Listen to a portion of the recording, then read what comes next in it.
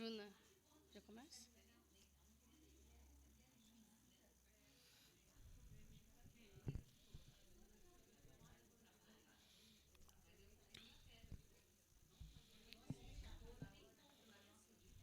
Será que já...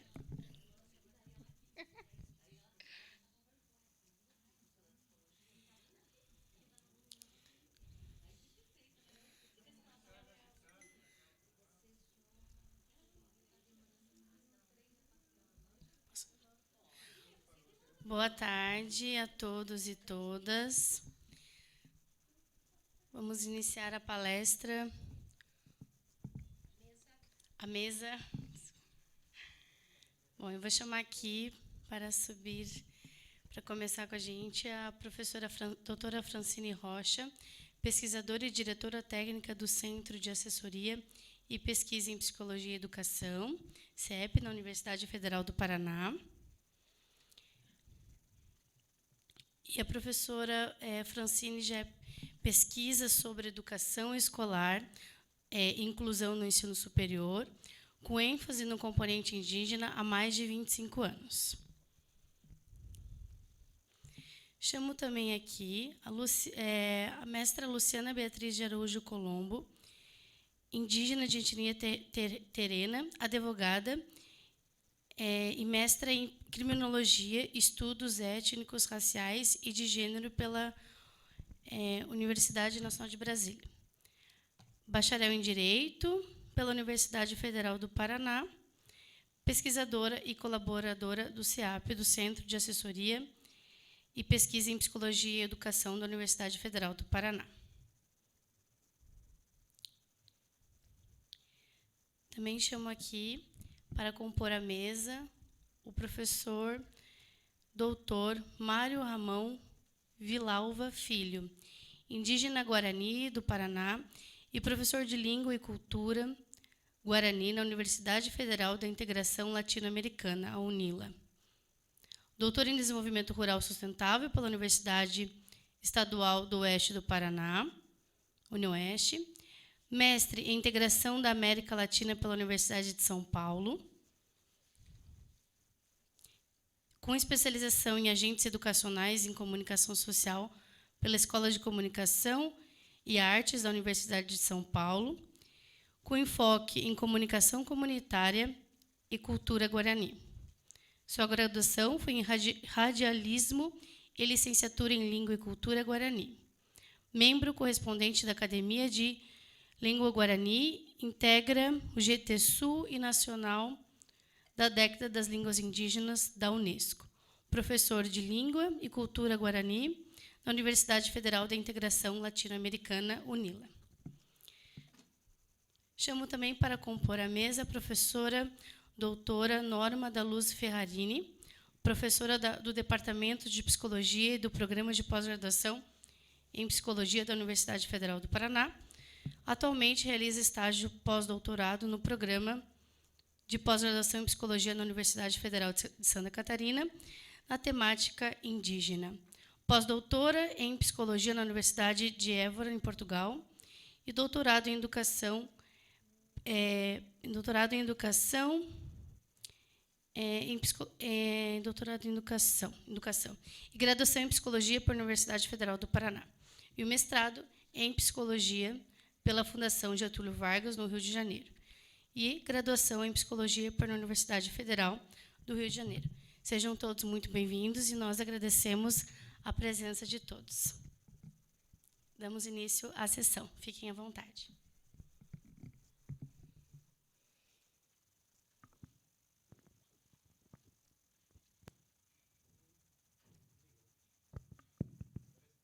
Então, boa tarde a todos. Vou fazer uma pequena introdução. Dá para ouvir? Agradecendo aqui, primeiramente, e muito enfaticamente, a professora Maria Sara Dias, que eu já falei ontem, mas vou repetir, que é uma pessoa super acolhedora, desde o começo, principalmente na época da pandemia, onde nós estávamos todos passando por momentos muito difíceis. A professora Maria Sara, com a presença dela, o carinho dela em relação às pautas indígenas, nos acolheu, muito mais do que a nossa própria universidade nos acolhe, geralmente. A Norma está aqui corroborar isso. E nós jamais esqueceremos o seu apoio, que nos fez muito bem a saúde mental do nosso grupo. Tá ok, Maria Sara? Muito obrigada. Quero agradecer a Paulinha, também, companheira de longa data, de vários de outros congressos, né? E também a Bruna, que está ali, maravilhosa, né? São pessoas com as quais a gente tem muito contato na organização do evento, e, particularmente, nós aqui do UFPR, eu, a Norma, a gente incomoda bastante, faz bastante pergunta, enfim, 1000 solicitações, então agradeço a paciência, tá bom? E vou passar a palavra para o professor Mário, da UNILA, né, Guarani, com quem eu já tenho contato pelo grupo do GT, da Década Internacional das Línguas Indígenas, no qual a gente participa, né, professor Mário? Professor Mário como Guarani e eu como convidada não indígena. E nós agradecemos especialmente a presença dele aqui, porque ele veio com recursos próprios. Então, triplamente a gente agradece, tá bom? Obrigada a todos. Awiyewete é uma palavra sagrada para Guarani, que mal traduzido como muito obrigado, mas Awiyewete vem da palavra Awiye, que é um estado de graça, um estado de animosidade, um estado de agradecimento, de conexão com os espíritos que a gente vai falar aqui agora.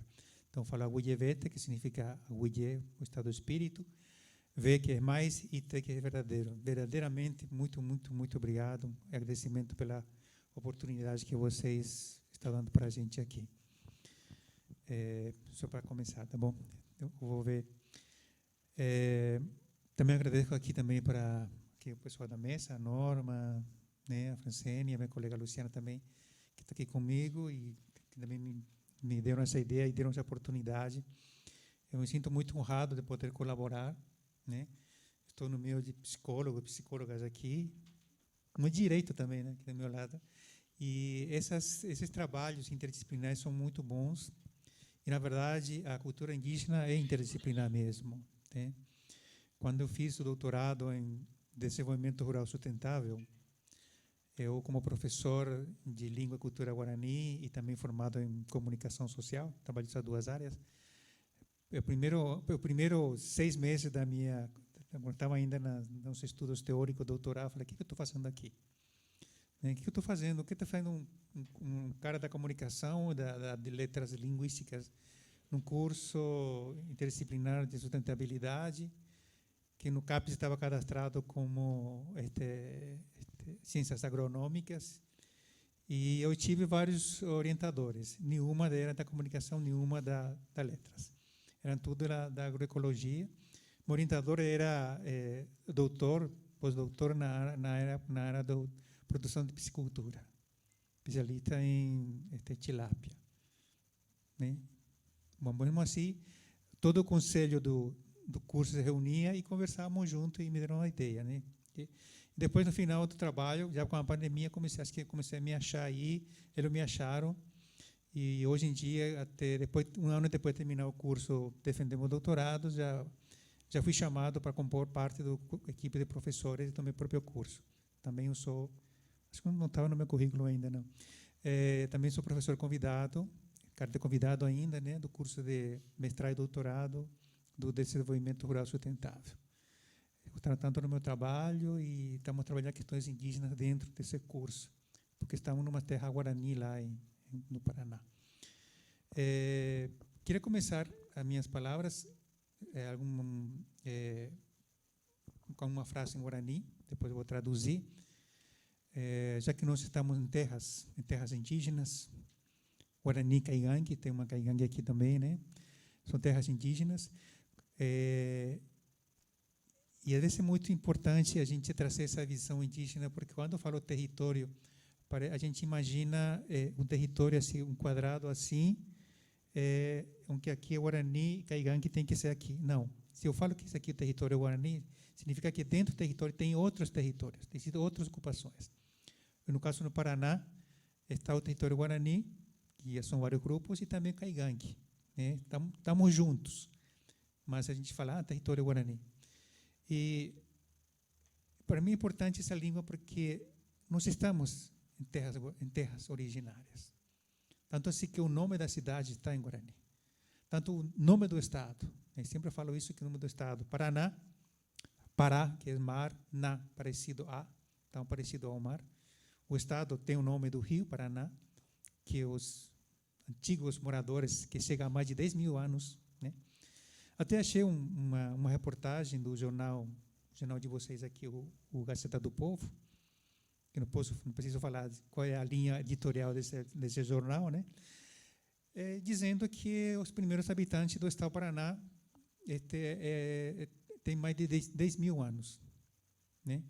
Que há 10 mil anos atrás foi formada esse estado aqui, de 10 mil anos atrás, foi formado esse estado do Paraná. E quem são esses moradores de 10 mil anos atrás? Eram os caigangues, os guarani, os xetá, que estavam aqui, né? Isso não estava escrito isso dessa forma, mas eu interpreto dessa forma, né? Mesmo sendo um jornal com essa linha editorial, vamos chamar assim, né? Bom, então vamos ouvir um pouco esse som dessa língua que é falado aqui, entre os espíritos desta região, onde tinha árvore e tudo mais, já tinha esses espíritos falando essa língua. E que depois de 10 mil anos atrás ainda está vivo, pouco, mas vivo. Então, vou falar essa frase, depois eu vou traduzir, tá bom? Tesai, barete, rapu, aguaçu, nhandaranduete, ko urupape, tuimenya nendive. Traduzindo seria saúde, força, coragem, e que a sabedoria originária desta terra esteja conosco nesse momento. Aguilhevete. Eu gosto de começar sendo com minhas aulinhas de Guarani. E desde que eu comecei também a aprofundar mais, né? Eu sou nativo mesmo do Guarani, eu nasci no Guarani. Quando fui para a escola para aprender as línguas do branco, por exemplo, só falava Guarani. Entendi a língua do branco porque já tinha televisão, preto e branco, aquela coisa toda. Então foi um momento meio traumatizante e difícil para mim, esses primeiros dias, que até hoje carrego um pouco essa culpa também, né? Aproveitar que tem muito psicólogo por aqui para falar disso, né? Fazer uma terapia, uma autoterapia com vocês aqui. Inclusive, talvez eu tenho esses problemas. Quando alguém olha para mim, hein? Fala de novo, não entendi. É uma ferida assim profunda, porque desde a minha infância eu passo por isso, né? Porque eu nasci no Brasil, em Corumbá, Mato Grosso do Sul. Fui criado no Paraguai, a partir de 3 anos. Minha mãe é de origem paraguaia. Nem aprendi o português quando estava lá, e quando cheguei no Paraguai também não aprendi espanhol, aprendi o Guarani. Quando fui na escola com 7 anos, tinha que aprender o espanhol e esqueceu essa língua guarani que eu trazia da minha mãe. Porque na época era ruim, era feio. Era uma língua de ignorantes, uma língua dos pobres. Então, aqui, escolas tem que ser culto, né? Inclusive, mesmo que o Paraguai falava Guarani, e me xingava em Guarani mesmo. Eles civilizaram de índio. Traduzindo, vai se civilizar índio, né? Mais ou menos, sou indígena. Então, essa palavra que eu vi bastante. E aproveito também para comentar, hoje o comentário falando do progresso e desenvolvimento. Uma das palavras que mais odiei na minha vida, na minha infância até a adolescência, só comecei a entender quando eu cheguei na USP, na década de 90 já, é a palavra civilização. Uma palavra que eu odiava muito isso.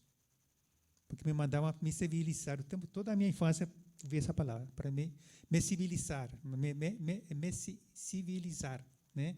Quer dizer, queria que eu virasse ocidental branco, né? Mas graças à universidade, nesse caso foi a USP, que me ajudou a entender que essa língua que eu trazia aqui era importante. Do primeiro dia que eu cheguei na USP, me falava, você fala Guarani? Falo, então me ensina. Ninguém me pedia para ensinar qualquer outra coisa, castelhano, que já falava mais ou menos nessa época. Ninguém falava, mas queria saber Guarani. Aí eu falei, que interessante, né? E aí, conhecendo os locais, lá na USP, na São Paulo, um bairro, Tatuapé, Morumbi, Pacaembu, falei, puxa, essa palavra eu conheço. O que está fazendo essa palavra aqui? É Guarani, né? É tudo Guarani. E aí eu fui com o tempo ganhando esse orgulho, né? Eu tinha vergonha de ser Guarani, vergonha mesmo. Era terrível, né? Ter vergonha, né? E até agora eu falo que me lembro de conhecer um amigo, já com 13 anos, conheci um amigo também Guarani no colégio, e como ele tinha vergonha, eu também, e nós dois éramos Guarani, decidimos falar espanhol, só espanhol, nós dois juntos. Até hoje, eu, quando falo com ele, só falo espanhol. E fizemos um acordo. E também outro acordo foi isso, usar relógio do lado direito, não esquerdo, né? E até hoje. Então, e obviamente com o tempo foi ganhando essa confiança, foi ganhando esse orgulho, né? Tudo mais, as palavras, e estou aqui, não? Passei pela USP, fui no mestrado, fiz o curso também, área da comunicação, comecei a dar aula de Guarani, cursos de extensão lá na USP, apareceu oportunidade em São Foz do Iguaçu, e agora estou assim, continuo trabalhando. O que queria falar com vocês também, por ter essa oportunidade, não vou encontrar meu tempo, você começou a falar também, não parou mais, né? Disse que o indígena não quer falar, mas se deixar falar, ele também, essa também é uma questão, né? Vocês já ouviram falar várias vezes, o indígena não quer falar, ele é quietinho, mas dá o microfone para ele e deixa ele falar na língua dele, que ele vai amanhecer falando, né? A oralidade deixa, vai correndo mesmo, né? Eu não sei se vocês já sabem, mas para qualquer pessoa que estuda uma cultura indígena, principalmente o Guarani, ele passa por alguns autores como Bartolomé Meliá, a Graciela Chamorro também, que está lá em Mato Grosso do Sul, e ela começou levantando algumas questões com uma palavra em Guarani. A palavra Nheé, que Nheé significa uma palavra sagrada, tá aí já. Anterior. Começa com Nheé. É aí. O seguinte. Faltou? Nheé, com NH. Mas tudo bem. Eu vou. Então, depois. Começa na primeira palavra aqui em cima, com Nheé. Nheé. Não foi então. Antes disso, espera aí. Aí, isso. A gente chama de Unhê, significa o espírito, né? A palavra que é Nhê, significa espírito, significa alma em Guarani. E por isso ela é sagrada, né? Aqui estou colocando Nhandeva porque o texto justamente é da Graciela Chamorro. Na verdade, Sandra Benítez, volta mais uma, que eu que me adiantei aqui, na verdade. Essa Sandra Benítez, que é um Guarani Nhandeva, do Mato Grosso do Sul, existe uma palavra Nheé e Alvu, que são sinônimos. Alvu é mais o som e o Nheé é a própria palavra, que são seriam geralmente a palavra, como está escrito aqui, espírito, vida, palavras, falas. E por isso que no mundo guarani essa palavra é tão sagrada, a gente se fala o necessário às vezes, não fica tentando entender ou ir para frente se não conseguir passar a primeira parte. Por exemplo, também, porque é isso, eu tenho aqui um negrito Raputá. Raputá seria fundamento, seria a raiz. Literalmente, Raputá é a raiz das palavras, que a gente traduz como fundamento da palavra, né? Esse que também significa sentimento. Esse Nheé, como falei para você, que significa espírito, o espírito que fala, o espírito que se comunica através da comunicação, que pode ser o Nheé Kangu, que é frágil, Kangu significa frágil, né? E para isso precisa o Nheé Mbareté, que significa a palavra forte, a fortaleza, né? E assim que os Guarani conseguimos, digamos, fortalecer o espírito das pessoas, né? Nesse sentido. E aqui fica essa palavra, que esse sentimento chama de PA. Vocês aqui em Curitiba, estava procurando, pesquisando na internet, e vi na internet que o ex-prefeito de vocês, Greca, acho que foi ele falou que esse PA, que você chama de piá, né? Você chama piá. É o PA. No original é PA, que vocês chamam de piá, as crianças, os filhos. Na verdade, não sei se eu consigo, não coloquei. É a minha outra preparação isso. Sim, é PA, termina com PA, esse mesmo. Esse PA, literalmente, é o estômago. Essa parte do estômago, né? Vou levantar aqui, ó. Essa parte aqui, o estômago, onde nós temos essa sensação da emoção, da fome, do frio, do medo, do tesão, e onde é gerado a vida com relação às mulheres. Esse aqui é o PA. Se a gente procurar no dicionário, vai encontrar como estômago, mas também se produzir como coração, já que para o ocidental entender a fundamental desse órgão, eu chamo coração. Você tem coração? Pode. Só que não é o coração, aquele que bombeia sangue. É o estômago, é aqui, se desenvolve. E esse PA significa sentimento.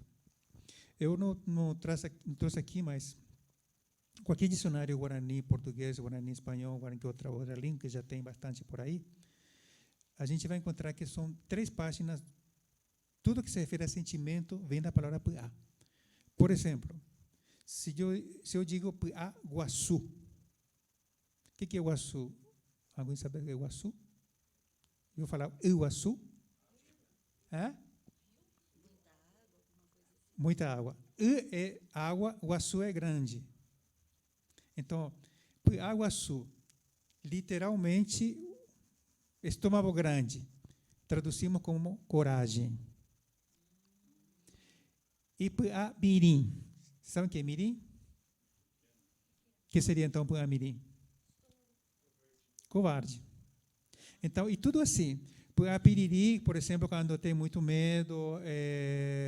PA Rai, quando é amargo. Uma pessoa amargada, que está triste, muito amargada. Tudo vem dessa palavra. É a raiz do sentimento. E todo sentimento nasce dessa região central que eu falei para vocês. Do estômago e ao redor do estômago, né? Onde é gestado a vida, no caso das mulheres, e onde nós sentimos todas as coisas muito boas e ruins também, né? Dor de estômago, e etc. e tal, tesão também, tudo nessa região. Obviamente, o cérebro tem muito a ver com isso, mas é ali que se gesta e o órgão que recebe o cérebro e tudo mais, né? Então, acho que é importante falar isso. Seguindo, então, não podemos ver esse Poná, que seria Poná. É uma palavra muito repetida no Brasil, a gente vai ver muitas cidades que é o Poná. Poná é belo e bonito ao mesmo tempo, né? Belo, bonito e bom, né? Poná, aqui nós vemos Poná. Palavra boa ou palavra bonita, né? Uma coisa também importante saber também, algumas palavras em Guarani não são separadas, significam juntos. O belo e o bom é uma palavra só. Não há como dizer que uma pessoa é bonita, porém é ruim. Ou ele é bonito e bom. Obviamente, essa beleza, que a gente fala beleza, não é uma beleza ocidental que nós conhecemos, né? Famoso, não vou falar, não dá o exemplo aqui. Mas é uma beleza diferenciada, uma beleza natural, beleza relacionada com os espíritos da natureza. Então, isso é beleza. Isso necessariamente também é bom. É bom uma pessoa boa, de bom espírito, inteligente, compaixão, aquela coisa toda que a gente conhece. Daí construímos o Nhebarete, às vezes Baraete e às vezes Barete. Não se preocupe, né? Isso também, que falou bastante também nas minhas intervenções, que essa língua, por enquanto, ela é livre aqui no Brasil, portanto, como vai escrever, depende de cada um. Os gramáticos ficam doidos quando falam isso. Por exemplo, o Tom Foz do Iguaçu, a 500 metros do Rio Paraná, do lado brasileiro, claro. E quando ensino, por exemplo, a gramática do Paraguai, falou, essa gramática se escreve assim, como isla, com Z, com tracinho, com acento em tal lugar. Só que esse acento vale só até o Rio Paraná. Do Rio Paraná para cá, você é livre como escrever, como você entender. O importante é eu entender o que você escreveu e você entender o que eu estou escrevendo.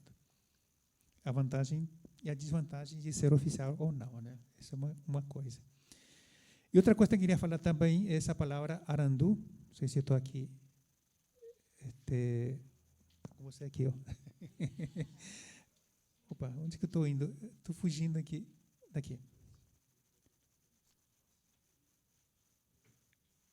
Espera aqui um pouquinho. Não sei se consegue pegar. Não tem o número aqui, não, né?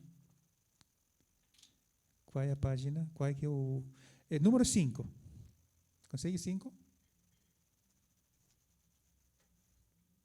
Trazemos testemunhos e saberes. 5, é isso. Esse é 5 também? Trazemos testemunho de saberes, vivências e práticas indígenas. Começamos a palavra trazemos. Opa. Por que não? Não. Não, porque depois vem da Luciana já aqui. É 5, a página 5. Esse. Desculpa. Eu me confundo aqui, eu também se confundo, mas desculpa. Mas a gente vai, como diria por essa vez, o programa ao vivo é assim mesmo. Queria falar sobre a palavra arandu um pouquinho. Aqui, ó. Está na 5. Não, mas tem esse aqui, ó. Esse aqui. Aqui, ó. Né? Esse mesmo. Tá aqui. Trazemos testemunho de saberes, vivência e prática indígena voltadas a preparar a terra do conhecimento científico e tecnológico para não indígena, né? Especialmente a psicologia com sensibilidades do povo originário. Na verdade, a gente quer colaborar um pouco nesse sentido de preparar um pouco o terreno, literalmente falando, né, terreno, a terra, para que o conhecimento dos brancos também possa entender a gente e, por que não, também a gente entender um pouco esse conhecimento. E aí eu trouxe uma palavra interessante aqui, que é em Guarani, como vocês podem ver aí na exibição aqui, sabedoria se fala arandu, que é conjunção de duas palavras, arandu, né? Ara significa espaço, tempo, cosmos, andu, que é ouvir e sentir. Ouvir e sentir é a mesma palavra e não dá para separar no Guarani. Então, outras palavras, sabedoria, nesta língua originária, é saber sentir e ouvir o tempo e o cosmos.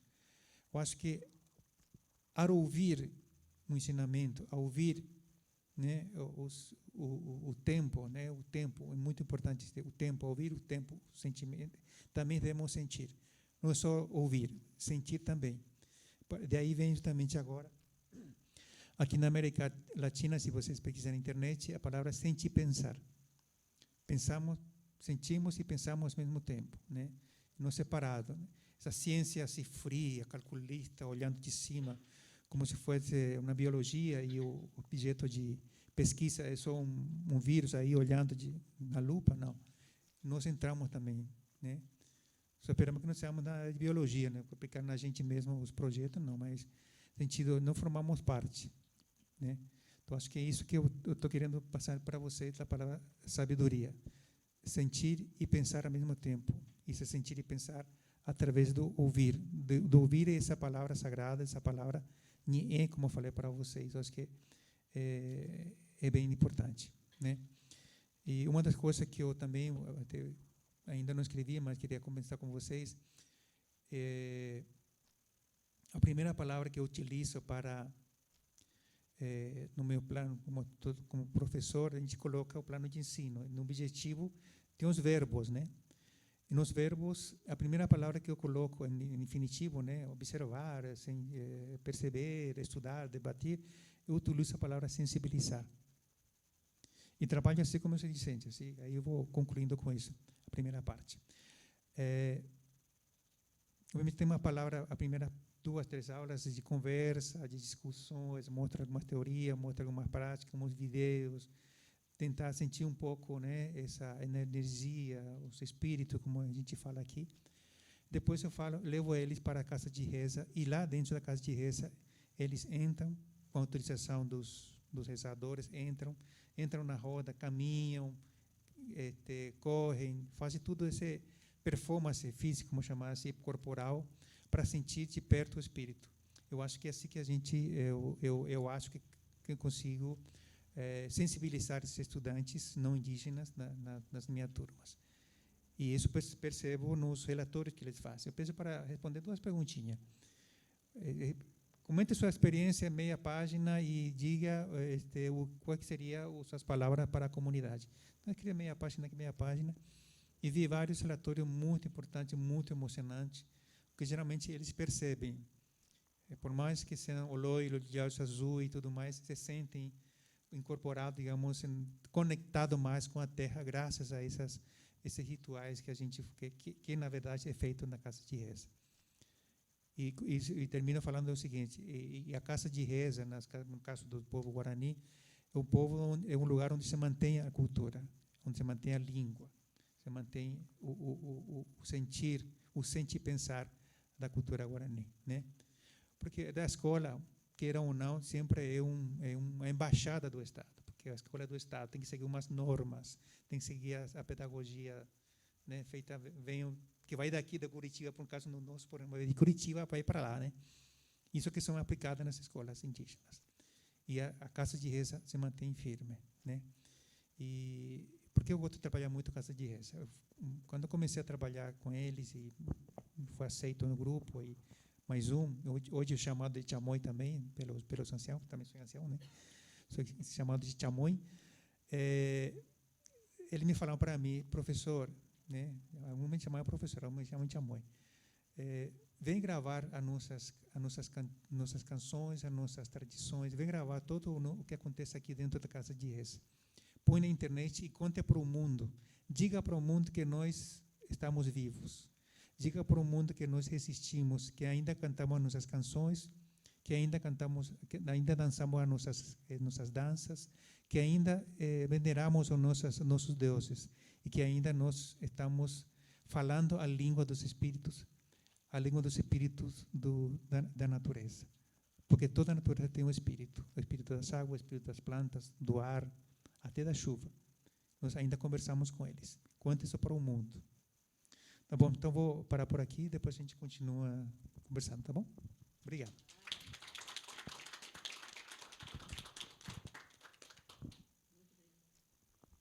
Página 9, eu acho. Muito obrigada, professor Mário. Sempre que a gente está ouvindo, né, o professor Mário, os indígenas conversando, falando conosco, parece que nos remete para um outro universo, né? Que é o universo da história presente, da ancestralidade. As palavras remetendo estão tão profundamente arraigadas nos nossos cotidianos que a gente não consegue nem perceber a dimensão. E, na verdade, muitas dessas palavras a gente reduziu o sentido delas, né? Quando você fala ali do piá, ser estômago, mas ser sentimento. A gente vê que essa visão do estômago é uma visão integrativa, né? É uma outra morfologia, é uma outra fisiologia, né, da que se está falando, e que remete ao que eles chamam de língua espírito, e que não é, na verdade, uma língua assim considerada uma visão metafísica, né, da espiritualidade. É uma visão de mundo concreto, no qual nós somos parte do mundo. Então, queria agradecer aqui essa viagem, né, pela língua guarani, que sempre nos encanta tanto. E agora eu vou passar a palavra para a minha ex-bolsista maravilhosa, agora já é advogada, já é mestra, né? Vai ser doutoranda em breve, a Luciana Beatriz de Araújo Colombo. E o nosso desafio para a Luciana foi discutir a questão da identidade indígena a partir dessa não presença da língua indígena por conta de processos históricos de aniquilação, né? Então, eu queria que ela falasse um pouquinho sobre isso para nós. Muito obrigada pela presença. Imagina, Fran. Boa tarde a todos. Muito obrigado pelo interesse, né, em estar aqui, sabendo um pouco mais sobre a nossa história. Eu queria agradecer muito o convite, né, da professora Norma e da professora Francine, e também, né, das que sempre contribuíram, né, com a gente nesse evento tão importante, né? Eu, por mim, eu ficaria escutando ele falar. Eu passaria a vez para ele, porque eu achei muito interessante, muito rica, né, essa fala dele em relação à língua guarani. E realmente, o que a Fran falou está tão internalizado já em nós, que eu digo, da sociedade, não visualizar a cultura indígena, que as palavras estão todas arraigadas, né, no contexto de linguagem, da linguagem indígena, e as pessoas nem percebem, né? Igual eu, no meu caso, eu sou da cidade de Aquidauana, que fica no Mato Grosso do Sul, e essa cidade, ela tem um rio que corta, e que você atravessa ele, você está em outra cidade, que é a cidade de Anastácio. E esse rio, como ele é um rio estreito, por isso o nome da cidade, Aquidauana. É na língua indígena, né? Eu não sei qual, eu acho que é a Tupi. Eu acho que é a Tupi, mas eu não tenho certeza. Então, mas numa língua indígena, significa rio estreito. E como a minha cultura foi esmagada, né, vamos dizer assim, pela cidade, porque vou contar rapidinho para vocês o contexto histórico da minha aldeia. Essa aldeia, que é a minha de origem, ela teve início com uma família que vinha de outra aldeia, de Buriti, no Mato Grosso do Sul também, e eles resolveram parar ali. Eles tinham o objetivo de chegar na aldeia de Buriti, mas eles pararam ali. E um fazendeiro ofereceu alguns hectares da fazenda dele para aquela família residir ali. E ali eles começaram a fazer plantações e começaram a se manter, né? E por isso que a minha aldeia, ela chama aldeinha, porque era como as pessoas da igreja que iam lá evangelizar chamavam lá, porque era só de uma família. Então, com isso, eles se estabeleceram lá. Era uma boa região, porque era alguns hectares de uma fazenda, então era um bom espaço, mas com a chegada do homem branco, né, essas terras foram tomadas diversas vezes, e eles, infelizmente, perderam grande parte dessa cultura, né? E por isso só os mais antigos, né, os mais experientes da aldeia sabem falar a língua terena. A maioria, né, principalmente da idade mais jovem, né, não, como eu, não sabem falar, porque foi justo uma consequência desse contexto histórico de dizimação da cultura indígena. Aí existem várias outras aldeias ao redor, próximas, como a do IPEG, a do Limão Verde. Essas conseguiram manter mais a cultura. Mas, infelizmente, a minha aldeia, que é a aldeinha, ela resiste, vamos dizer assim, atualmente. Mas, por causa disso, que isso influenciou muito com a minha subpesquisa, né, no projeto. Deixa eu passar aqui. E, conforme a Unesco, né, propôs a década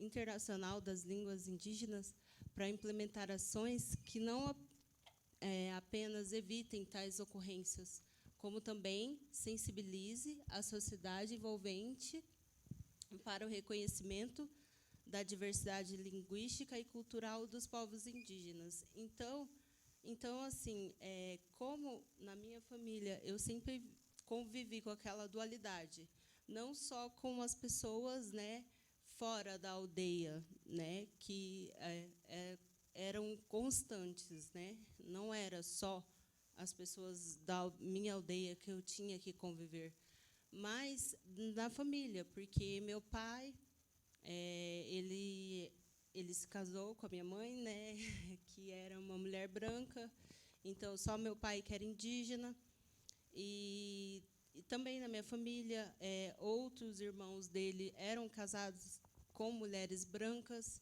então eu cresci nessa dualidade, a dualidade de que o indígena é o bugre, o indígena é sempre remetido a um estado inferior, a um selvagem. Então, esse tipo de preconceito, com certeza, contribui para a dizimação da língua indígena. Essas ações em rede e construir políticas linguísticas para as línguas indígenas formuladas por indígenas trata-se de um momento histórico para os povos originários do Brasil, no qual, enfim, se encontra vigiando por luta e resistência dos próprios indígenas à assertiva "nada de nós sem nós". Então, nesse contexto, é interessante colocar que não só houve essa dizimação, como isso sempre me intrigou, porque isso sempre me incomodava, porque por que as pessoas tinham que me chamar de búlgara? Eu não gostava de ser chamada assim, era como se fosse não, é algo pejorativo e que me remetia a ser inferior, a eu ter vergonha da minha identidade. E quando eu entrei na faculdade, principalmente, isso me remetia muito à capacidade. Por eu ser indígena, eu tinha menos capacidade de aprender o direito. Eu tinha menos capacidade de entender as metodologias eurocêntricas que a academia exige. Então, principalmente a Fran e a Norma, que acompanharam isso bem de perto e me deram bastante força e ajuda mesmo, auxílio, para conseguir concluir o curso de Direito. Por isso, eu sou apenas a segunda indígena formada em Direito pela UFPR, sendo que o vestibular indígena existe desde 2001. Então, isso é uma amostra de como se mantém constante esse desapreço pelos indígenas estarem incluídos. Até hoje, agora que eu estou fazendo residência no IAT, quando eu falo para as pessoas que eu sou indígena, elas ficam espantadas, e principalmente que eu tenho mestrado, porque é como se fosse algo completamente fora da curva, e sendo que, como o Mário disse, nós estamos em terra indígena. A gente, todos nós, quem estava aqui primeiro foram os nossos ancestrais. Então, realmente, isso é muito importante. E, acompanhando aqui, né, a concepção de língua enquanto língua-espírito, eu não vou saber falar, distingue-se das concepções ocidentais de língua e não pode ser entendida como uma concepção religiosa das línguas indígenas. Ao contrário, a concepção de espírito está relacionada à ancestralidade dos povos, voltadas às experiências locais de retomadas, revitalização, vitalização e fortalecimentos das línguas indígenas. É um tempo que os espíritos das línguas e os ancestrais dos povos indígenas usam os sons do maracá, dos cantos, dos rituais, dos ventos, das aves, dos animais, de todos os instrumentos xamânicos, com a intenção de pedir socorro para frear as ações que causam a morte do planeta Terra. Então, a língua realmente é um ato de resistência. Por isso, na minha terra indígena, tem um mestre em língua terena lá também, para justamente, né, não perder, porque a língua não é só o falar, é o existir também, é o ser, é o encontro com a vitalidade. Então, por isso que é tão importante, por isso que eu achei tão interessante, né, as palavras do professor. E eu me sinto lisonjeada, né, de poder estar aqui hoje trocando essas ideias, né, e ouvindo e aprendendo tanto também. E continuando nessa linha de pensamento, os espíritos ancestrais, nossos antigos, que são a vida no planeta, despertam e falam por meio das línguas. Possui vida, saberes, concepções de mundo que desafiam o entendimento da ciência e dos conhecimentos ocidentais. É uma união, é uma existência, é uma afirmação que nos levam a pensar em uma nova realidade epistêmica. Então, igual teve uma coisa que ele falou que eu me vi muito nisso. Logo que eu entrei na universidade, eu achei muito difícil aquela metodologia de ensino, porque eu tinha que ler muita coisa e tinha que absorver muita coisa. Eu estava acostumada a aprender à base da oralidade, do escutar, de um ensinamento oral. Isso era fundamental para mim. E já na academia, o professor fala aquele tempo pouquíssimo, delimitando só os pontos que ele entende mais necessários, e na hora de fazer a prova, cobra um conhecimento bem mais robusto, né? E eu me encontrava sempre perdida, nunca entendendo nada, porque eu estava acostumada a aprender com a oralidade. Mas eu não tinha, por exemplo, a liberdade de falar isso para ninguém, porque daí esbarrava naquilo que eu falei no início, a duvidarem da minha capacidade. Então, eu me fechava e procurava me abrir com os outros indígenas da universidade para poder desabafar, para poder também ser um pouco mais apoiada, estimulada, né, para continuar. E, por não ser visível a língua, né, obriga-nos às novas formas de compreensão, porque o espírito não se vê, todavia está sempre presente nos rituais, nos cantos, nas aves, nos animais, nos rios, nas matas, nos saberes tradicionais e na cosmovisão dos povos indígenas. Em cada cura, em cada ensinamento, estão presentes os espíritos das línguas. Se pedirmos para a expressão língua-espírito ser traduzida pelos indígenas, poderá haver traduções como língua de vida, língua território, palavra de vida, palavra de acolhimento, palavra de coração, língua ancestral, dentre outras.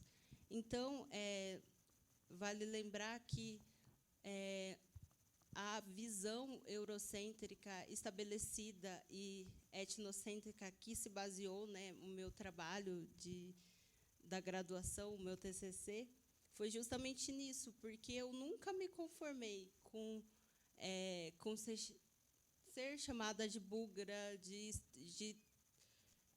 ter que achar vergonha da minha origem, da minha identidade. Então, eu me deparei com a pergunta: da onde vem isso? Por que isso existe? E aí, dialogando com o meu professor, né, também com os pitaquinhos da Fran sempre ajudando, eu cheguei na resposta que era o etnocentrismo. E aí, a Fran até acha muito legal isso, que eu falei, mas por que não pode ser racismo, né?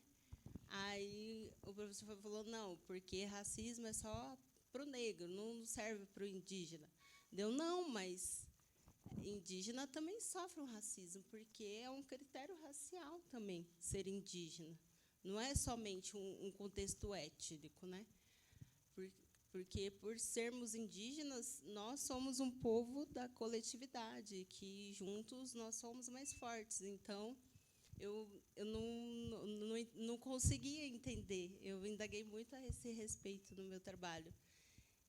E é justamente isso, essa nova cosmovisão, essa visão geral, essa visão coletiva dos indígenas é muito diferente da visão ocidental, da visão do colonizador. E, querendo ou não, essa visão se perpetua na sociedade, infelizmente. E, por isso, poucas pessoas têm a sensibilidade de enxergar, né? Continuando, os espíritos das línguas foram silenciados com a mordaça do colonizador, o que provocou a extinção dos corpos físicos de muitos povos, e com a imposição de outras línguas, diminuindo o contato com as suas ancestralidades. Em cada língua que adormecia, milhares de conhecimentos para salvaguardar a vida do planeta Terra foram desaparecendo. A política centrada no monolinguismo e no etnocídio dos povos originários, com a retirada de seus territórios, os tornou vulneráveis, porque as línguas, território sagrado, ficaram sem espaço para materializar os seus saberes.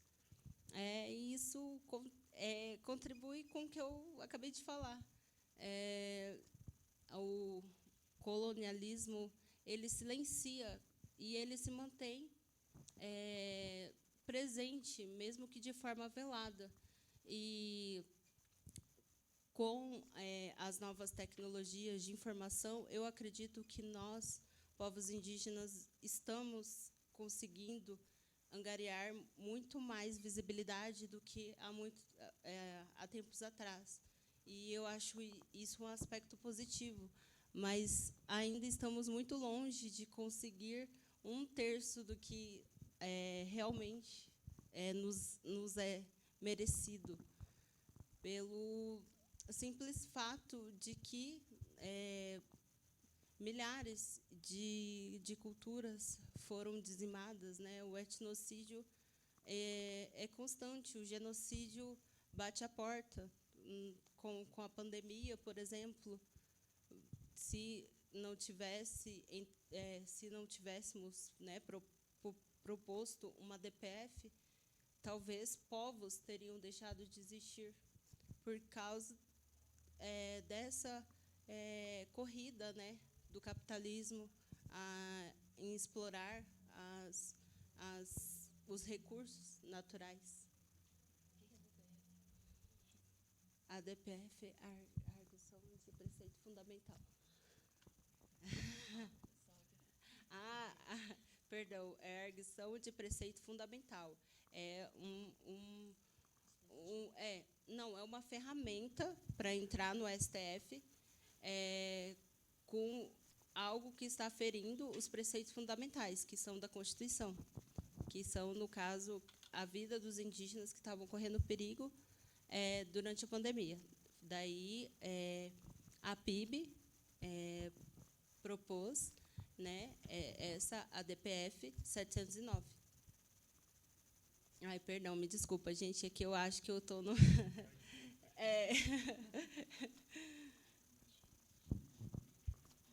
Aí faz-se necessário, portanto, promover os status das línguas em todo o planeta, para ver profundo investimento no plurilinguismo, com o propósito de construir a paz mundial, para ser a bandeira de todos os povos nas suas respectivas línguas. Também esperamos que as concepções de línguas ocidentais possam abrir espaço para as línguas espíritos, território sagrado de todos os povos indígenas do planeta.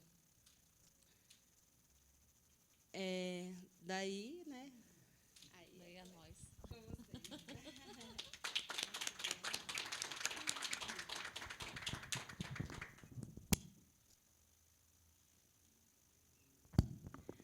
Obrigada, Luciana, mais uma vez, com a sua presença, né, que também nos remete a um espaço de muita luta, tanto dentro da universidade, que eu e a Norma podemos acompanhar bem de perto, mas também na luta do seu povo, né? Um povo que foi considerado exemplo de projeto de civilização bem exitoso no Brasil, né, pela ditadura. Então, tomem o exemplo dos Terena do Mato Grosso. Lá, sim, eles já estão civilizados. Chegou a ser citado dessa forma, e, no entanto, a gente vê que, mesmo tendo esse projeto de destruição, né, de genocídio, etnocídio que foi praticado, os indígenas continuam preservando suas culturas. Mas, como bem a Luciana disse, claro que a língua é um dos preceitos fundamentais mais relevantes para a manutenção da cultura. E por que isso interessa para nós da psicologia, né? Eu vou fazer um pequeno adendo aqui.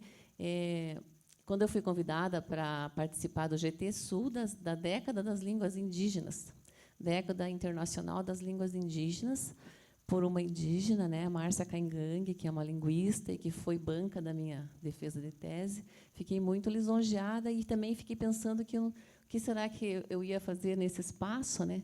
E eu posso dizer, como sempre, que eu estou lá para aprender, né, Maria Sara? Aprender, aprender, aprender. E nesses diversos encontros, eu fiquei pensando que tem muito a ver com a psicologia. A questão da língua e espírito para os indígenas nós não alcançamos. Ela tem a ver com território, ela tem a ver com espiritualidade, tem a ver com o pássaro, com a água, com a cosmovisão, com tudo. É o ser humano integrado a tudo, que é uma visão que nós não temos, né? Até o professor que fez a defesa da agroecologia de manhã falou, né? Com o tempo, o capitalismo nos foi distanciando da natureza. E, por conta disso, essa língua deles, que a gente falou lá no começo do conectar, né? A língua indígena realmente tem o néctar.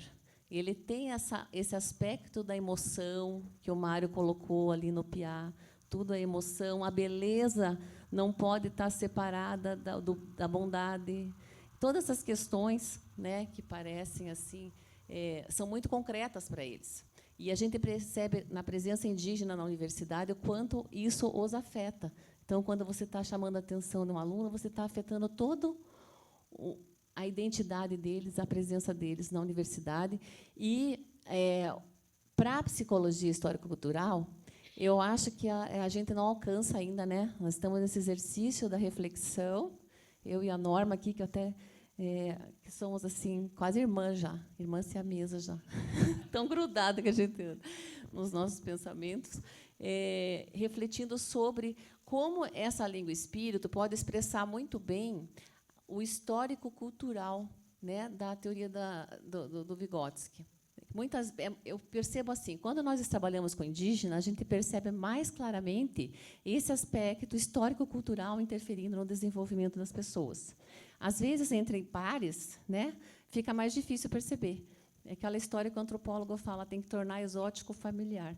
A presença indígena, ela confronta tão diretamente a universidade e os nossos valores, que é por isso que a presença indígena incomoda tanto na universidade. De todos os componentes da inclusão que nós temos na Universidade Federal, vou falar da nossa, porque é onde nós temos estudos, né? Então, a gente estudou os migrantes e refugiados, a gente estudou os quilombolas, a gente estudou o projeto do Pronera, que é um projeto que atendeu, o curso de Direito atendeu os da reforma agrária, né? ao público da reforma agrária. Tem também os projetos do litoral, lá com pescadores. Então, o público que mais tem dificuldade em avançar na universidade e que porque é mais negligenciado é o público indígena. Né? Por quê? Porque eles realmente incomodam. É aquela história de que eles ouvem a teoria e eles não fazem uma adesão imediata às teorias. Né? Eles ficam refletindo se aquela teoria realmente ela é pertinente para analisar determinadas situações. E isso incomoda. Eles também têm o valor muito forte da coletividade. E a nossa universidade ela é individualista, competitiva. Né? Os alunos até falam, nossa, prof, eu faltei, pedi o caderno emprestado para o colega, não quer emprestar. Né? Tipo, eu faltei porque eu estava doente, porque não sei o quê. Não querem emprestar o caderno.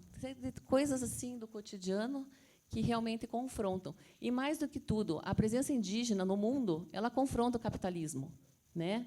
Porque ela quer preservar a natureza. Então, os lugares onde as naturezas estão preservadas no mundo são os lugares onde estão os indígenas e os povos originários.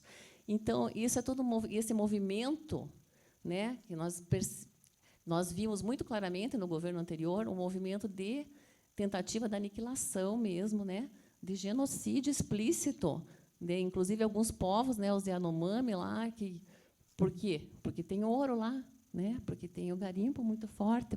Então não é uma coisa assim desprovida de materialismo. Então eu vejo que para a teoria histórico-cultural essa questão da gente repensar a língua nessa dimensão pode ser um desafio, mas pode ser também uma esperança. Eu acho que vou passar a palavra para a Norma agora, dar essa finalizada, o que tem a ver aí com a psicologia, toda essa discussão da língua e espírito, que a década internacional das línguas indígenas nos está provocando.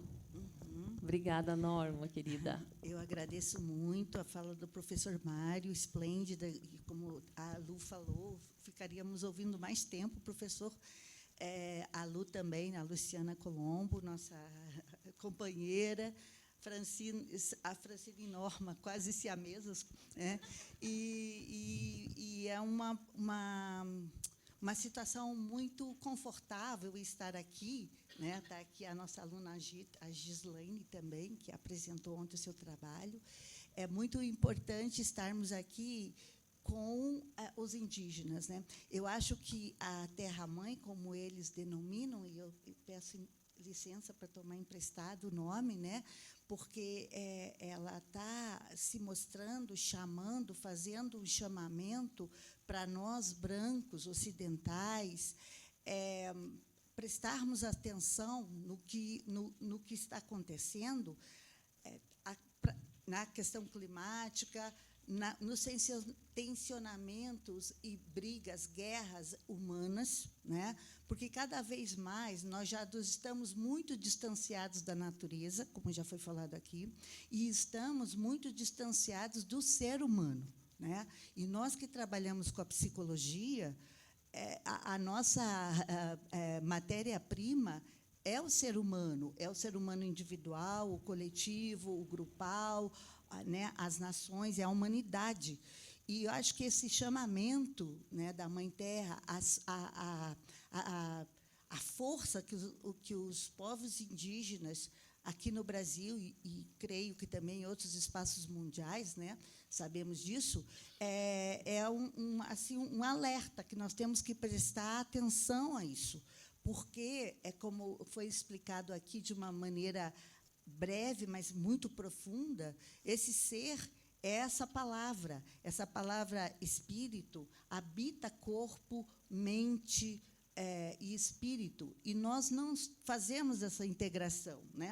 A nossa psicologia, a nossa ciência, ela é pautada nessa dicotomia, a começar pelo mente e corpo. O espírito fica numa dimensão religiosa totalmente desconectada da ciência.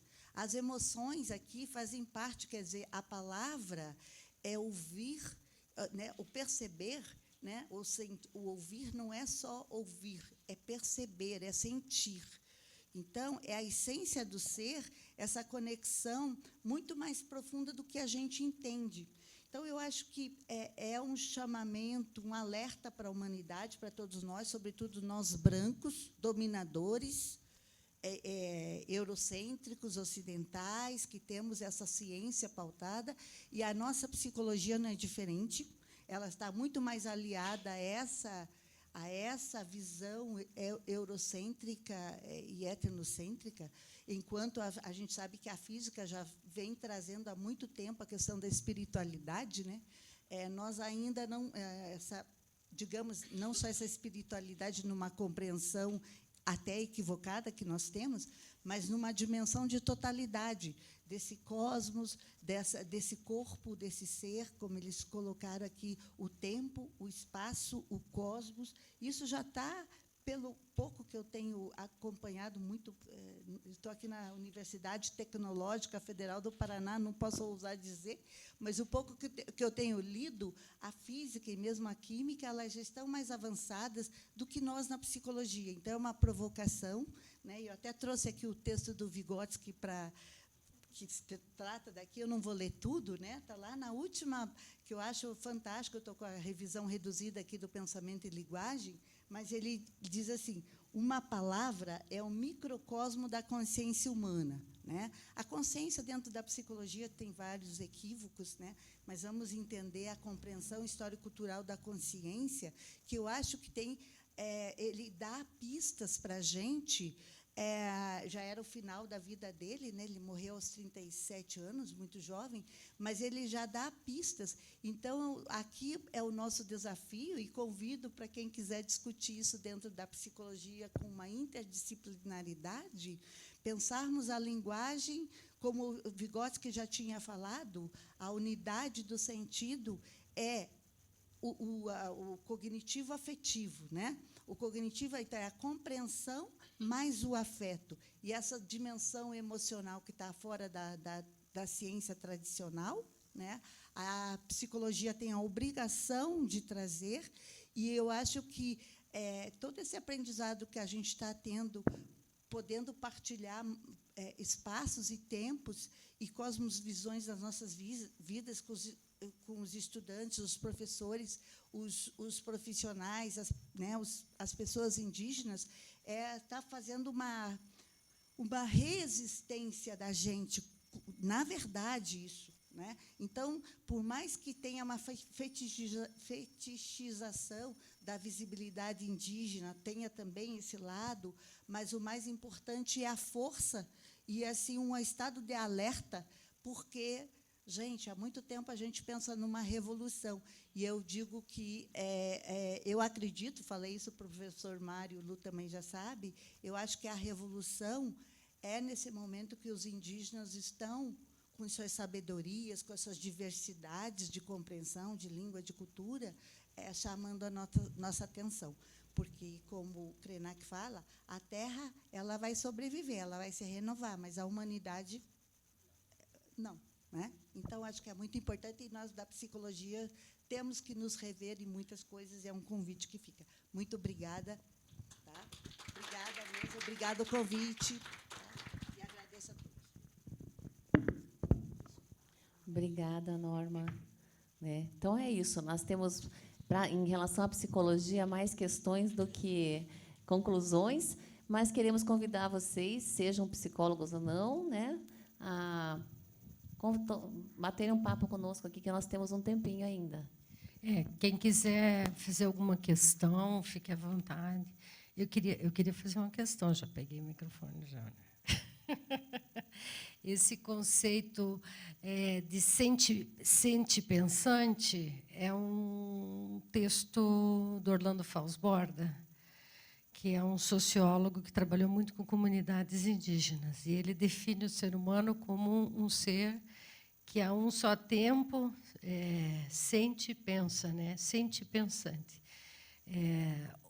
E eu queria saber, quando o professor Mário falou de sente pensante, se ele está baseando o estudo dele em Orlando Falsborda ou não.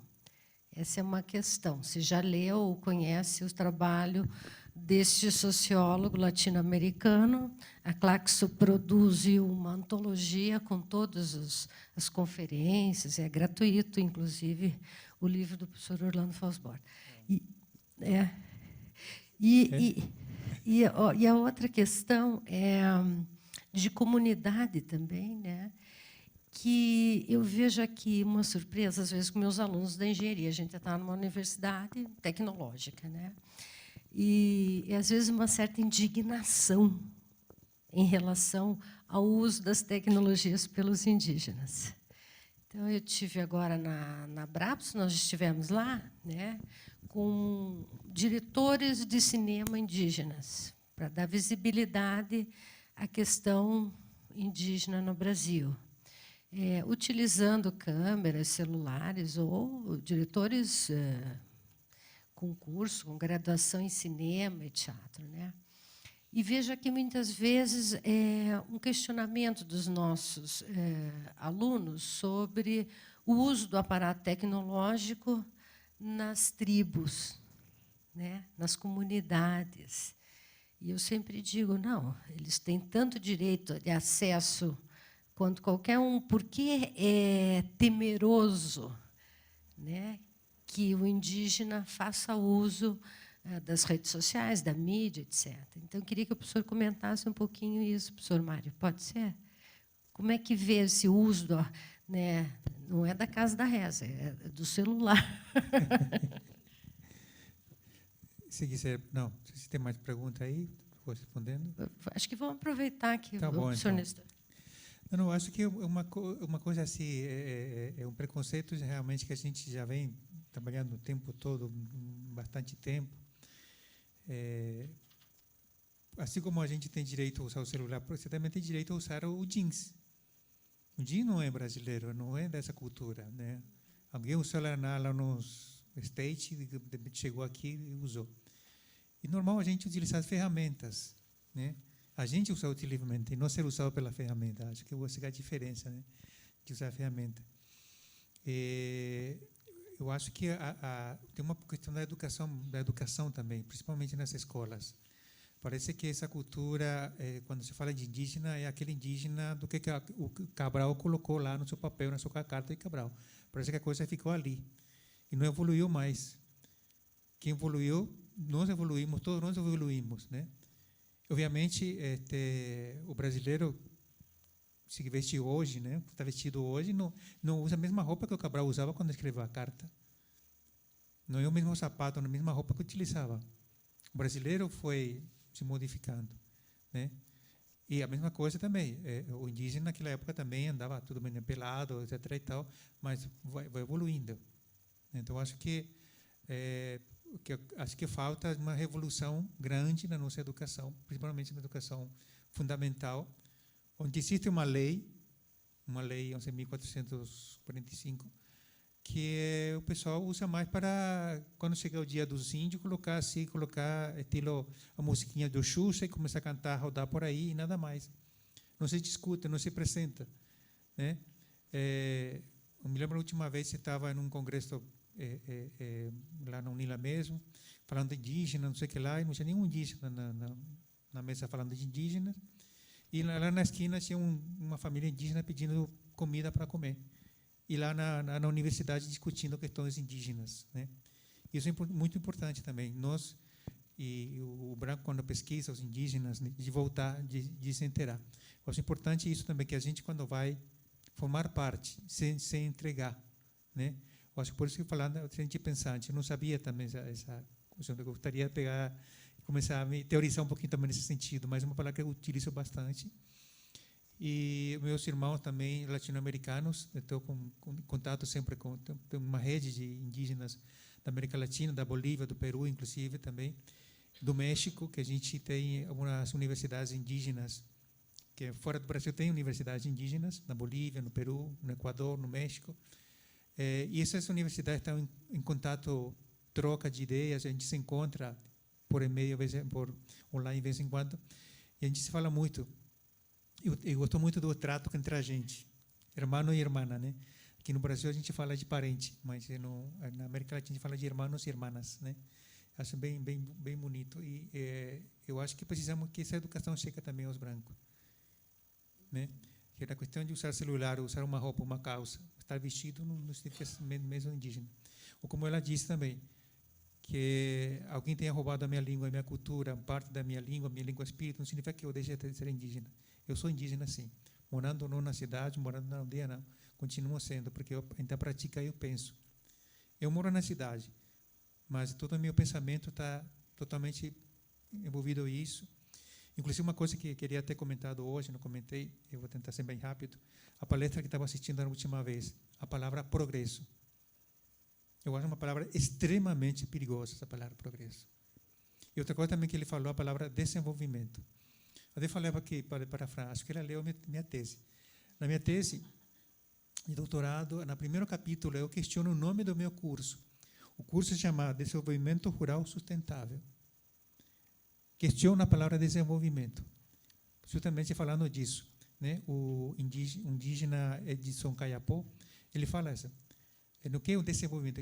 Eu quero o envolvimento, assim como foi lançado aqui. Se envolver mais, a gente se envolver mais. Somos uma equipe só.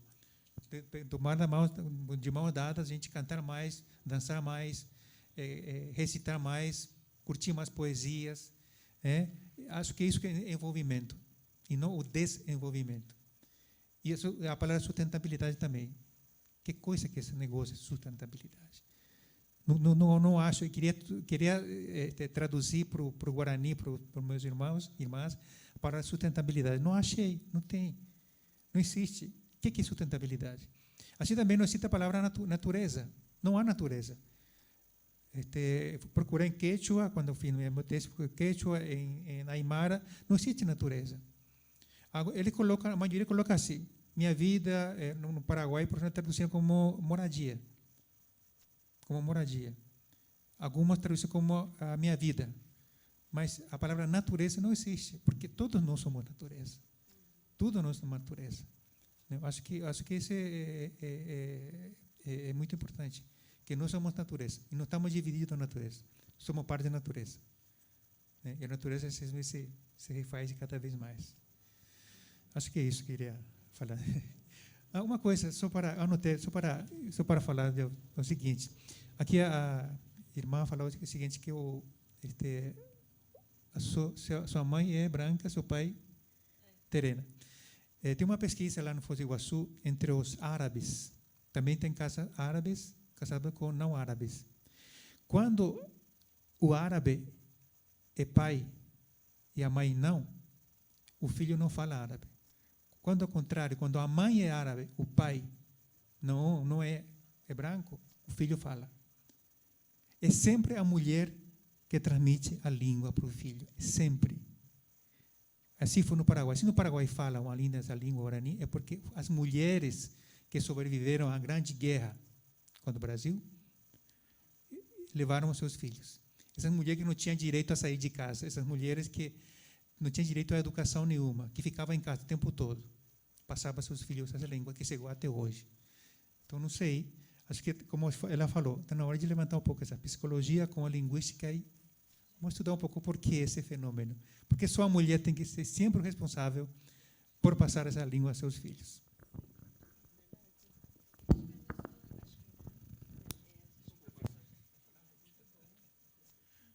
Bom, boa tarde. Eu sou o Nestor aqui do PPGTE mesmo, né? Agradecer às minhas amigas, o professor Mário também da mesa, né? Eu não tinha pensado em comentar isso antes da fala de vocês, principalmente da fala da Luciana. Eu e a professora Maria Sara estamos na comissão de processo seletivo do PPGTE, né? Já há alguns anos, né, Maria Sara?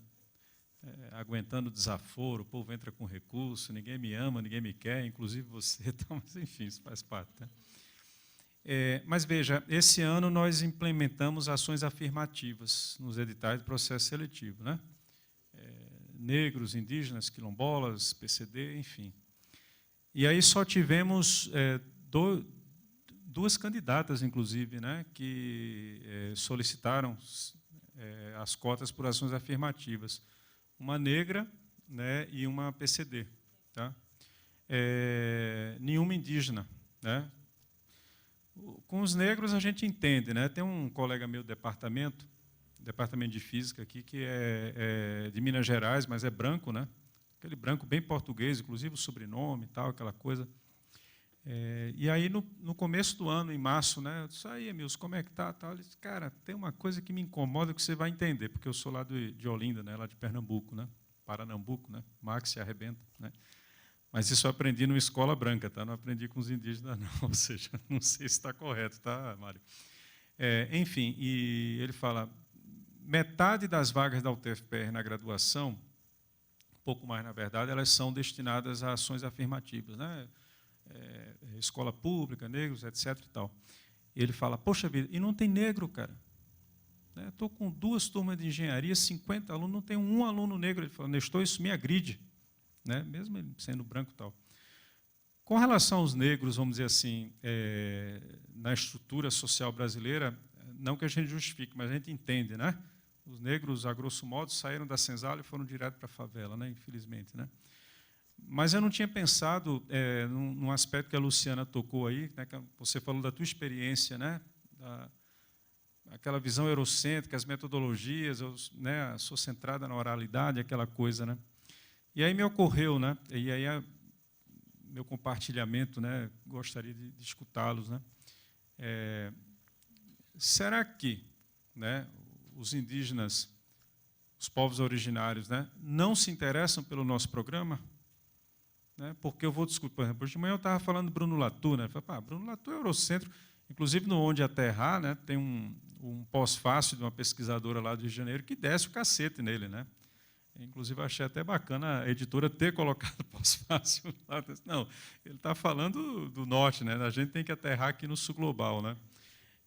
Então, assim, será que nós não somos interessantes, né, para os povos originários? É uma preocupação honesta, acadêmica minha, né? O que é que nós deveríamos fazer, então, para nós sermos mais interessantes para vocês? Né? Porque um programa de pós-graduação que se dispõe a discutir tecnologia e sociedade, né? E está na área de concentração sociais e humanidades da área de avaliação interdisciplinar da CAPES, enfim, né? Então, a gente quer saber, né?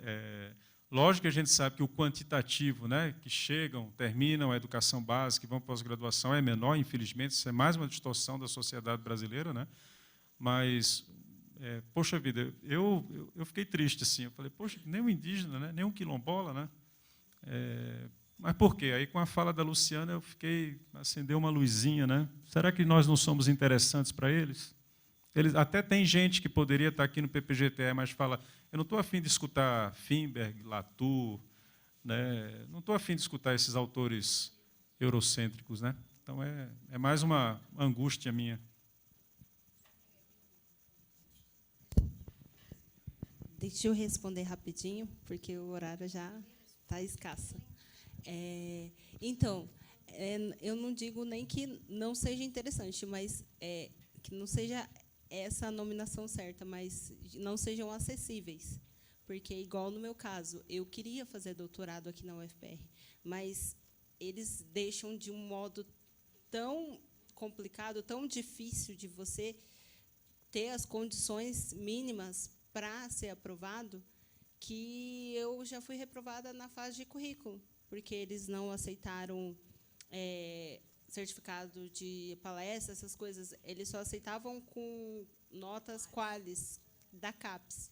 Então, exato. E assim, aí por 0,25 eu não passei. Então, eu acredito que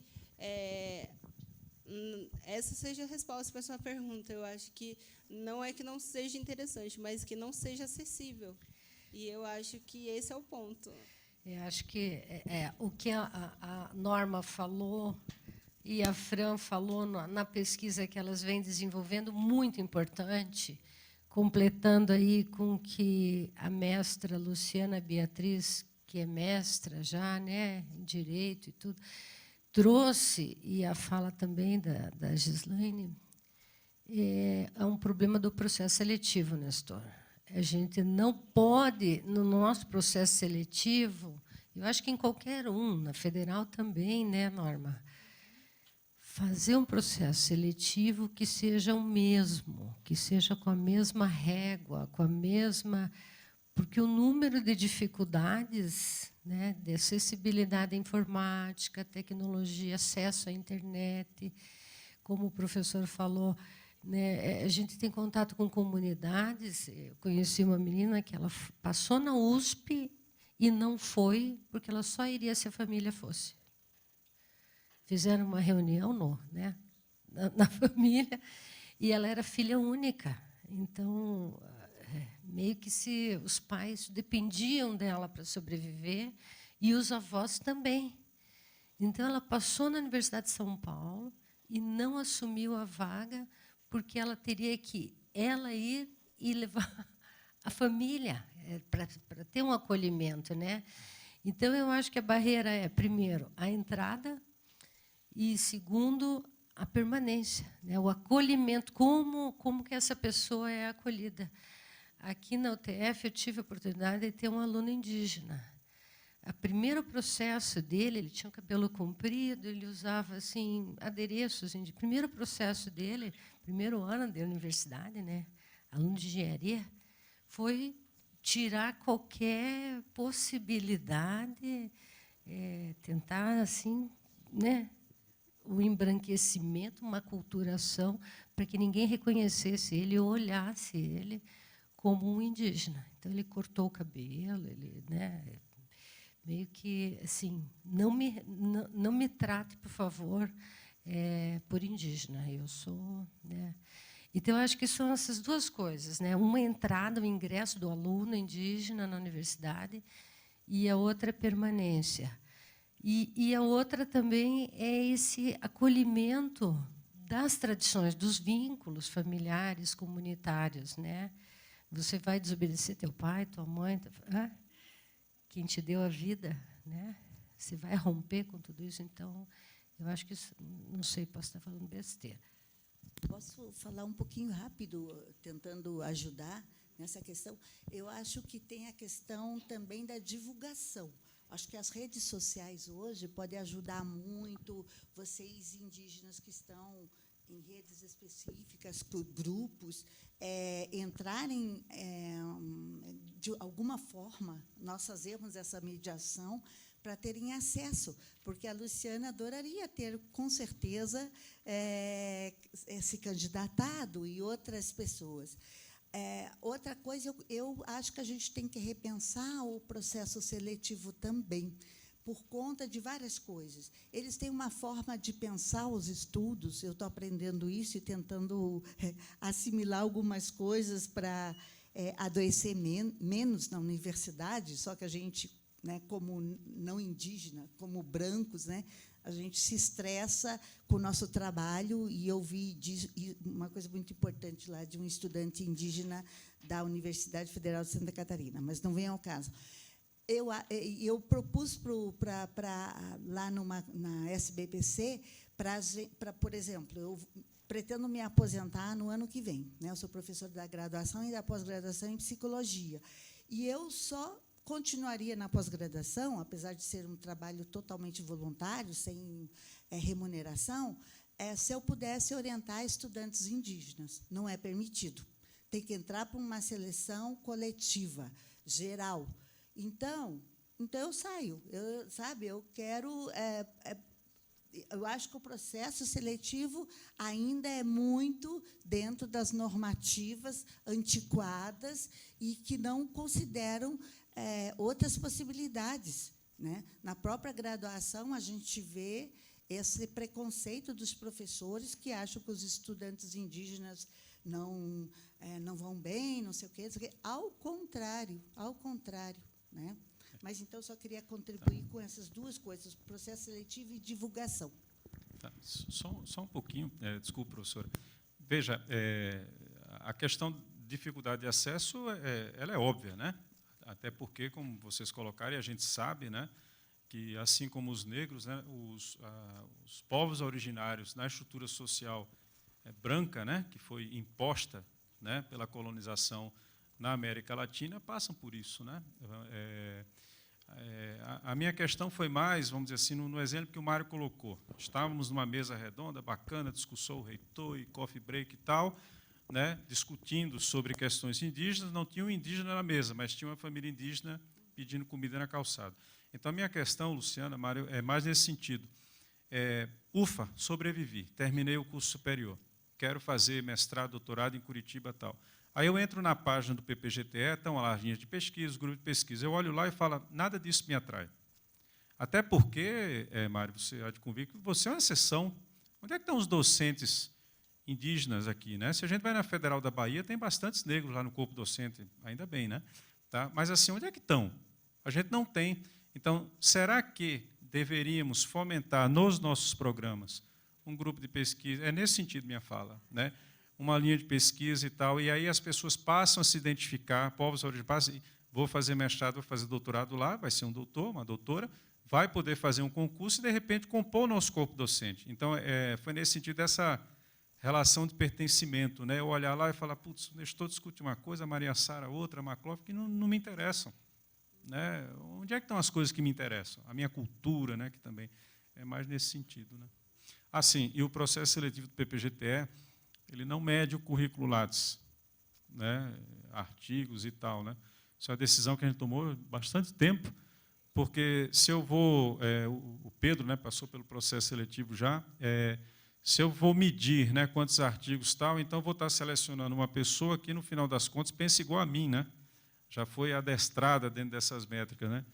E uma coisa, envelhecer não tem muita coisa boa, não. Todo dia dói uma coisa diferente. Né? Mas, assim, uma coisa boa é assim, a gente está cansado, né, Maria Sara, de ouvir, orientar pessoas que pensam igual a nós. Eu não aguento mais isso, eu quero ver pessoas diferentes. Né? Então, assim, se eu for medir por artigos e conferências, eu vou pegar uma pessoa que é o Nestor há 30 anos atrás, quando ele estava fazendo graduação, estava fazendo mestrado. Isso não me interessa, eu estou cansado de mim mesmo. Né? Então, é mais ou menos nesse sentido que o PPGTE atua também na seleção. Tá? Obrigado e desculpem se falei demais. Obrigada pela participação de todos. Passamos aqui já 10 minutinhos, mas eu queria fazer um destaque rapidinho, porque ontem surgiu essa questão na outra mesa e agora surgiu também. Nós temos que entender que tudo é motivo para excluir os indígenas. E isso desde que as caravelas chegaram aqui. Né? Então, cortavam a língua dos indígenas que falavam na língua deles, matavam pessoas porque elas insistiam em falar na língua deles, certo? Isso por quê? Porque agora o argumento é tecnologia, mas tudo é motivo para excluir os indígenas. O conceito de indígena no Brasil, acho que é importante destacar, porque as pessoas têm dificuldades com isso, não é cor de pele, não é fenótipo, a gente chama de fenótipo idealizado, aqueles que estão nas pinturas, não é esse. O conceito é você se auto-identificar e ser reconhecido por uma comunidade indígena como indígena. Né? Então, isso é perpassado por questões culturais. Nem a antropologia teve que avançar nisso, porque a língua era um critério. Mas, se veja, a língua, como no caso da Luciana, que está aqui, a língua, eles perderam a língua por forças externas, não foi por vontade própria. E, como eu disse, teve pessoas e grupos foram assassinados, línguas cortadas por falarem a língua indígena. No Nordeste, eles falavam, eles têm os pancararu, por exemplo, nós temos um aluno pancararu. Eles não falam a língua junto a não indígena, eles só falam internamente, e o lugar do sagrado, o lugar do segredo, dos encantados, é o lugar onde eles praticam a língua deles. Mecanismos de defesa. Os Guarani, que estão desde o começo, né, desde que os invasores chegaram, estão em contato com eles, conseguiram, sim, manter a língua deles, mas teve outras comunidades que foram atacadas de forma diferente e perderam. Por isso que essa década fala que mais de uma língua indígena é perdida no mundo por dia. Então, por conta de que essa língua não é só uma língua, ela é todo um conhecimento e uma forma de se relacionar com o mundo e entre as pessoas, é que esse valor tem que ser retomado, e por isso que a gente acha tão importante essa discussão a partir da psicologia histórico-cultural. Só isso, só tá? um minutinho aqui, uma última questão. Ele disse que vai usar 1 minuto. Prometo que é 1 minuto só.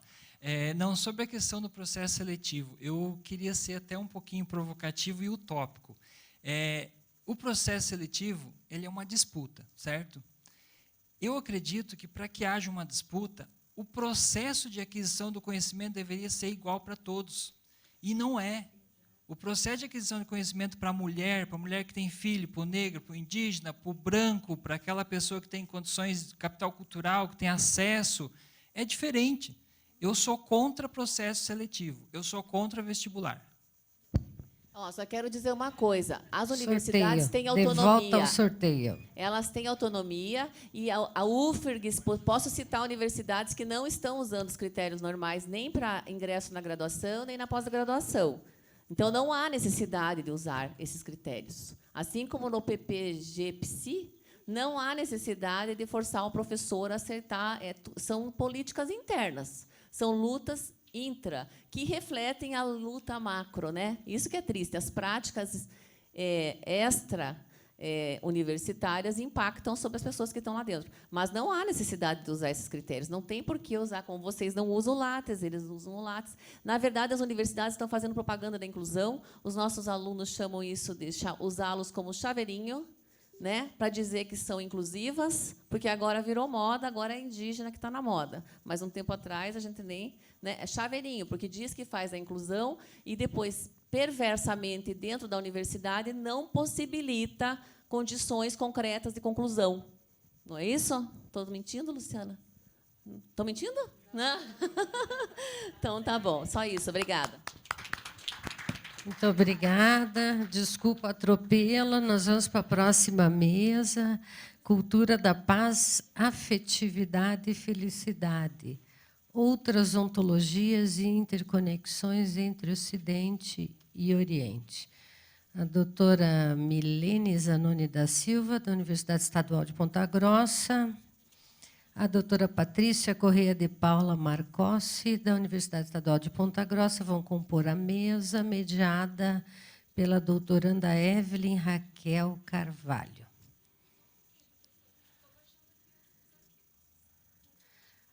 A professora já está aí? Professora Milene e Patrícia? Isso. Podem... Obrigada, amor. Tá bom. Querido, muito prazer, muito obrigada. Corre lá, corra lá. Prazer. Professor, estamos aí, tem meu contato. E a próxima a gente paga, tá? Nós vamos pagar a viagem. Como sentir é para te chamar que eu venho. Eu venho, estou aqui, estamos aqui. Muito obrigada, querida. Uma coisa que eu esqueci, também na última hora, Tá uma biojoia lá da Amazônia. essa semana, Olha que eu tenho ciúme, hein? Era minha.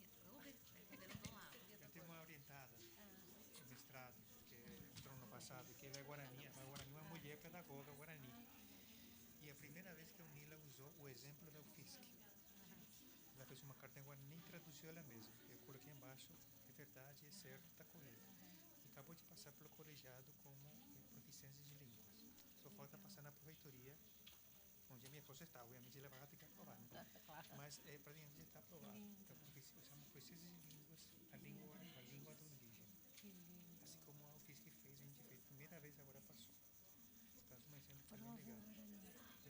Aí eu posso entrar em contato com o senhor me ajudar a gente a elaborar essa prova em Guarani, então. Aliás, eu sou o elaborador da prova ornamental do Cuia. Conhece o Cuia? E aí vale como uma língua. Vai com uma língua. Uma E ela língua. fez assim, fez uma carta, tá, a história dele, meia página,